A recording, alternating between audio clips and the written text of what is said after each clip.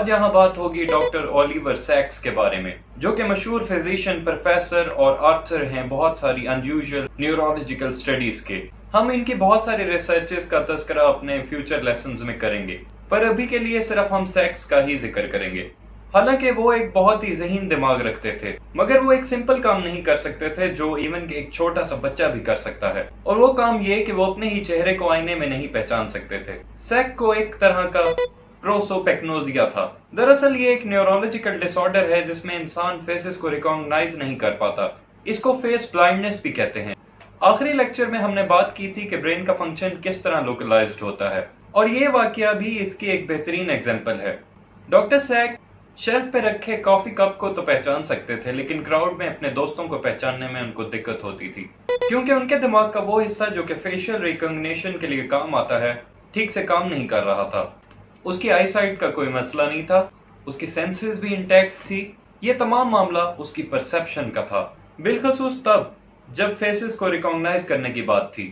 پروسوپیگنوزیا اس بات کی ایک بہترین ایگزامپل ہے کہ سینسنگ اور پرسیونگ آخر کس طرح کنیکٹڈ ہیں، اور ان میں کیا بات جو ہے وہ الگ ہے۔ سینسیشن اس پروسیس کی بنیاد ہے۔ سینسیشن ایک ایسا پروسیس ہے جس میں ہم سننے، دیکھنے اور اسمیل کرنے کے ذریعے اپنے انوائرمنٹ کے ساتھ کنیکٹڈ رہتے ہیں، جبکہ پرسیپشن ایک ایسا طریقہ ہے جس میں دماغ انفارمیشن کو آرگنائز کرتا ہے اور اس کو انٹرپریٹ کرتا ہے، اور عموماً یہ ہماری سوچ کے ٹاپ پر ہوتی ہے۔ تو ہو سکتا ہے کہ اس لمحے آپ اپنی آنکھوں کے ذریعے لائٹ آبزرو کر رہے ہوں، اس سینسیشن کا ڈیٹا آپ کے دماغ کی طرف جا رہا ہوتا ہے، اور اسی دوران پرسیپشن آپ کو بتا رہی ہوتی ہے اسکرین پہ جو ڈائیگرام آپ دیکھ رہے ہیں وہ کس طرح ایکسپلین کر رہی ہے difference between sensation and perception کو۔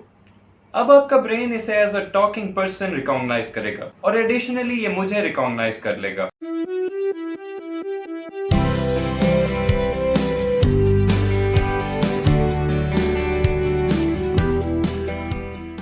ہم پر ہر وقت سٹیمولائی کی بارش ہو رہی ہوتی ہے، لیکن ہم صرف انہی چیزوں سے اویئر ہوتے ہیں جو ہماری سینس پک کر لیتی ہے۔ جیسا کہ میں سونگ سکتا ہوں، سن سکتا ہوں اور فیل کر سکتا ہوں، لیکن میں ایک چمگادڑ کی طرح سونار کا استعمال کرتے ہوئے شکار نہیں کر سکتا، اور نہ ہی میں دیکھ سکتا ہوں الٹرا وائلٹ اور انفراریڈ لائٹ کو۔ میں اس سے آدھا بھی اسمیل نہیں کر سکتا جتنا ایک کتا اسمیل کر لیتا ہے، کیونکہ ہماری سینسز الگ ہیں۔ دنیا میں سینس کرنے کے لیے بہت سی چیزیں ہیں، اور ضروری نہیں کہ سب لوگ ایک ہی طرح کی چیزوں کو سینس کریں۔ تو یقیناً ہر جاندار کی کچھ لمیٹیشنز ہیں، جس کی وضاحت ہم تب زیادہ بہتر طریقے سے کر سکیں گے جب ہم ایبسولوٹ تھریش ہولڈ آف سینسیشن کی بات کریں۔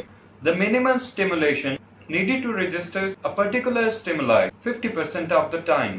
اس سے مراد یہ کہ اگر ایک بیپ کو میں آپ کے لیے پلے کروں اور آپ اسے آدھی بار سن سکیں تو یہ آپ کا ایبسولوٹ تھریش ہولڈ آف سینسیشن ہوگا۔ اس معاملے میں ہمیں پرسنٹیج یوز کرنی پڑتی ہے، کیونکہ بعض اوقات وہی بیپ آپ کو سنائی دے گی اور بعض اوقات وہی بیپ آپ نہیں سن سکیں گے، ایون یہ ایک سیم والیوم میں ہی پلے ہو رہی ہوگی۔ ایسا کیوں ہے؟ کیونکہ دماغ بہت ہی کمپلیکیٹڈ ہے۔ ڈیلی لائف میں ایک ویک سٹیمولس کو سمجھنا اس بات پر منحصر نہیں کرتا کہ سٹیمولائی کی انٹینسٹی کتنی تھی، بلکہ یہ آپ کی سائیکولوجیکل سٹیٹ پر ڈیپینڈ کرتا ہے، اور آپ کی الرٹنس پر اور مومنٹ کی ایکسپیکٹیشن پر۔ اس کا بہت گہرا تعلق ہے سگنل ڈیٹیکشن تھیوری کے ساتھ۔ یہ ایک ماڈل ہے جو ڈیفائن کرتا ہے کہ کیوں اور کب ایک پرسن ویک سٹیمولائی کو ڈیٹیکٹ کرتا ہے۔ جیسا کہ نئے بنے ماں باپ اپنے بچے کی چھوٹی سی رونے کی آواز تو سن سکتے ہیں، پر ہو سکتا ہے کہ وہ ساتھ سے گزرتی ہوئی ٹرین کی آواز کو اگنور کر دیں۔ ان کا پیرانوئڈ پیرنٹ برین اپنے بچے کے حوالے سے اس حد تک ٹرینڈ ہو چکا ہوتا ہے کہ یہ انہیں بوسٹڈ ایبیلٹی دے دیتا ہے اپنے سبجیکٹ پر اٹینشن پے کرنے کے لیے۔ اگر آپ کانسٹنٹ سٹیمولیشن کا سامنا کر رہے ہیں تو آپ کی سینس ایک ایسے پروسیس میں اڈاپٹیشن اختیار کر لے گی جسے سینسری اڈاپٹیشن کہا جاتا ہے۔ جیسا کہ میں اپنے والیٹ کو لیفٹ پاکٹ میں رکھتا ہوں، اور آج اگر میں اسے رائٹ پاکٹ میں رکھ لوں تو مجھے بہت انکمفرٹیبل فیل ہوگا، اور اس بات سے ہمیں دو سٹیمولائی کے درمیان ڈفرنس پر بات کرنے میں بھی مدد ملتی ہے۔ فرض کریں کہ میں رات کو باہر جاتا ہوں اور آسمان کی طرف دیکھتا ہوں۔ میں اپنے آبجیکٹو سائنٹیفک برین کی وجہ سے جانتا ہوں کہ کوئی سے دو ستاروں کی برائٹنس آپس میں برابر نہیں۔ میں اپنی آئی بالز کی مدد سے بتا سکتا ہوں کہ کچھ ستارے دوسروں کی نسبت زیادہ روشن ہیں، جبکہ دوسرے ستارے بھی مجھے اسی جیسے لگ رہے ہیں۔ میں ان کی برائٹنس میں ڈفرنس نہیں بتا سکتا۔ وہ پوائنٹ جس پر کوئی شخص ڈفرنس بتا سکے ڈفرنس تھریش ہولڈ کہلاتا ہے، لیکن یہ لینئر نہیں ہوتا۔ जैसे कि अगर एक छोटा सितारा दूसरे सितारे की निस्बत कदरे ज्यादा रोशन है तो मैं बता सकता हूँ, लेकिन अगर एक बड़ा सितारा दूसरे बड़े सितारे की निस्बत थोड़ा रोशन है तो मैं डिफरेंस नहीं बता सकता। ये बहुत अहम है कि हम उस डूड का तस्करा करें जिसने इस लॉ को डिस्कवर किया था, और इस लॉ को कहते हैं वेबर्स लॉ। वेबर लॉ के मुताबिक हमारे परसेप्शन डिफरेंसेस लॉगरिथमिक स्केल पर होते हैं, ना कि लीनियर स्केल पर। ये अमाउंट ऑफ चेंज नहीं बल्कि वो परसेंटेज चेंज है जो मैटर करती है। अच्छा ठहरें, हम ज्यादा गहराई से मुआयना करते हैं कि हमारी एक पावरफुल सेंस विजन किस तरह काम करती है। आपका शीशे में खुद को पहचानने का अमल बहुत ही लंबे मगर बिजली की रफ्तार से तेज सीक्वेंस ऑफ इवेंट्स का मजमुआ होता है। रोशनी आपके चेहरे से टकराती है और शीशे पर जाती है और शीशे से आपकी आंखों में आती है। आपकी आंखें इस सारी एनर्जी को हासिल करती हैं और इसे न्यूरल इंफॉर्मेशन की फॉर्म में परसीव करती हैं, जो आपका दिमाग प्रोसेस करता है और करता है उसे ऑर्गेनाइज कि आपने दरअसल देखा क्या है। अगर आप कहीं और देख रहे हैं तो हो सकता है कि आपकी नजर घड़ी पे हो या टीवी पे चलते हुए ड्रामे पर या पीएसएल की नई तारीख पर। तो आखिर हम लाइट वेव्स को मीनिंगफुल इंफॉर्मेशन में किस तरह ट्रांसफॉर्म करते हैं? तो शुरू करते हैं लाइट के साथ। दरअसल हम इंसान जो रोशनी को देखते हैं वो पूरे इलेक्ट्रोमैग्नेटिक स्पेक्ट्रम का एक बहुत ही थोड़ा सा हिस्सा होता है, जिसकी रेंज गैमा से रेडियो वेव्स तक होती है। लाइट में बहुत सी तरह के फैसिनेटिंग कैरेक्टरिस्टिक्स होते हैं जो इस बात का तयन करते हैं कि हम इसे किस तरह सेंस करेंगे, लेकिन सिर्फ इस टॉपिक को देखने के लिए हम लाइट को एक ट्रैवलिंग वेव के तौर पर कंसिडर करते हैं। वेव और उसकी वेव लेंथ डिफाइन करते हैं उस रोशनी के रंग को, और इसका एम्पलीट्यूड डिफाइन करता है इसकी ब्राइटनेस को। मिसाल के तौर पर एक छोटी वेव की फ्रीक्वेंसी ज्यादा होगी और हमारी आंखों में शॉर्ट फ्रीक्वेंसी के लिए ब्लू कलर नजर आता है, जबकि लॉन्ग और लो फ्रीक्वेंसी वेव लेंथ हमें अमूमन रेड कलर में नजर आता है। यानी कि ग्रेटर एम्पलीट्यूड हायर इंटेंसिटी को रिप्रेजेंट करता है, जिसका मतलब है रंग ज्यादा रोशन नजर आएगा। तो फिर इस रोशनी को कॉर्निया के थ्रू पीपल के रास्ते से हासिल करने के बाद ये टकराती है एक डिस्क को जो छुपी होती है प्यूपल के लेंस के पीछे। ये लाइट रे को एक खास इमेज की शक्ल में फोकस करती है, और जैसा आप लेंस से एक्सपेक्ट करते हैं कि वो करेगा, ये इन इमेजेस को प्रोजेक्ट करता है रेटिना पर, जो कि आई बॉल का इनर सरफेस होता है, और इसी में पाए जाते हैं सारे रिसेप्टर सेल्स जो कि विजुअल इंफॉर्मेशन को करते हैं सेंस। आपका रेटिना इस फुल इमेज को स्क्रीन पे चलती हुई मूवी की तरह परसीव नहीं करता, बल्कि ये बहुत सारे जुड़े हुए पिक्सल पॉइंट्स की तरह डाटा को ऑब्जर्व करता है, जिसे ब्रेन में जाके ट्रांसलेट किया जाए। रेटिना में पाए जाने वाले रिसेप्टर्स को रॉड्स एंड कोन्स कहते हैं। रॉड्स ग्रे स्केल का पता चलाते हैं और यूज होते हैं हमारे पेरिफेरल विजन में, जैसा कि ये हमारे पांवों को बेड से लगने से बचाते हैं जब हम अंधेरे में रंगों को महसूस नहीं कर सकते। कोन्स फाइन डिटेल और कलर का पता चलाती हैं, जिनकी मदद से आप मजा ले सकते हैं ढलती शामों का और चमन की आइसक्रीम पे पड़ी हुई चॉकलेट का। रंगों के लिए इंसान का डिफरेंस थ्रेशोल्ड बहुत ही बेहतरीन है। एक एवरेज इंसान लाखों तरह के रंगों को देख सकता है, और इस पर बहुत ज्यादा रिसर्च हो रही है कि हमारा विजन किस तरह काम करता है। लेकिन यहाँ मैं उन दो थ्योरीज का तस्करा करना चाहूंगा जो इस बात की वजाहत करती हैं कि आखिर हम इस बारे में कितना जानते हैं।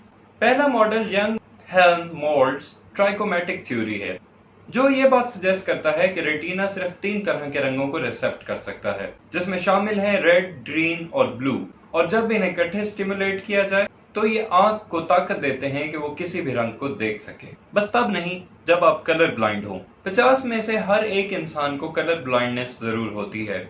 ये ज्यादातर मेल में होती है क्योंकि इस डिफेक्ट का मेल सेक्स के साथ ज्यादा ताल्लुक है। तो मिसाल के तौर पर अगर आप लोगों में मौजूद कलर्स को डिटेक्ट नहीं कर सकते तो आप में ये डेफिशिएंसी पाई जाती है। कलर को देखने का दूसरा मॉडल कहलाता है ओपोनेंट प्रोसेस थ्योरी। ये थ्योरी ये सजेस्ट करती है कि हम रंगों को प्रोसेसेस के थ्रू देखते हैं जो दरअसल एक दूसरे के खिलाफ काम करते हैं। हो सकता है कि कुछ सेल रेड की वजह से स्टिमुलेट हो जाते हों लेकिन ग्रीन लाइट की वजह से स्विच ऑफ हो जाएं, और यही कॉम्बिनेशन हमें अलाउ करते हैं कि हम कलर्स को रजिस्टर कर सकें। जब रॉड्स एंड कोन स्टिमुलेट होते हैं तो इनकी वजह से केमिकल चेंजेस रुनुमा होती हैं जो कि स्पार्क देती हैं न्यूरल सिग्नल को, जो कि एक्टिवेट कर देता है उनके पीछे छुपे एक सेल को जो कि कहलाता है बाइपोलर सेल, जिसका काम नेबरिंग गैंग्लियन सेल जो कि ब्रेन का सेल है को एक्टिवेट करना है। यही गैंग्लियन एक्सॉन फाइबर से मिलकर ऑप्टिक नर्व बना रहे होते हैं, और यही न्यूरल इंपल्सेस को आई बॉल से ब्रेन की तरफ लेके जाती हैं, और ये इंफॉर्मेशन एक chain of progressively complex level के थ्रू होती हुई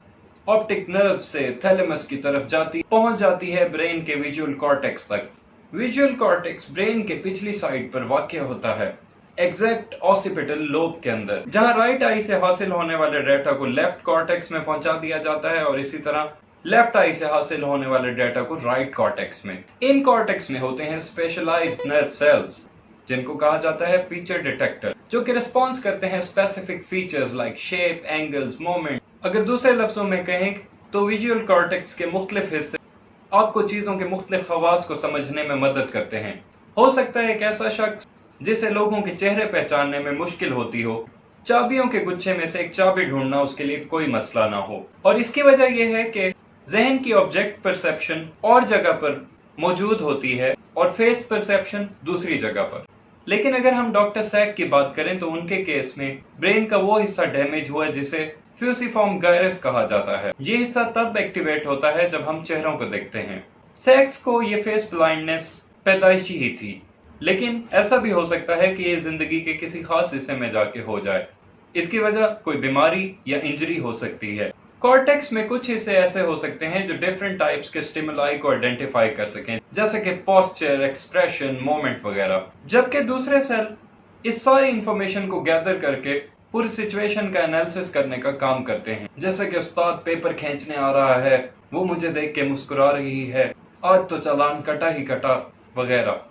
ये प्रोसेस जिसमें हम एक ही सिचुएशन के बहुत सारे एस्पेक्ट्स की प्रोसेसिंग कर रहे होते हैं, इसे पैरेलल प्रोसेसिंग कहते हैं।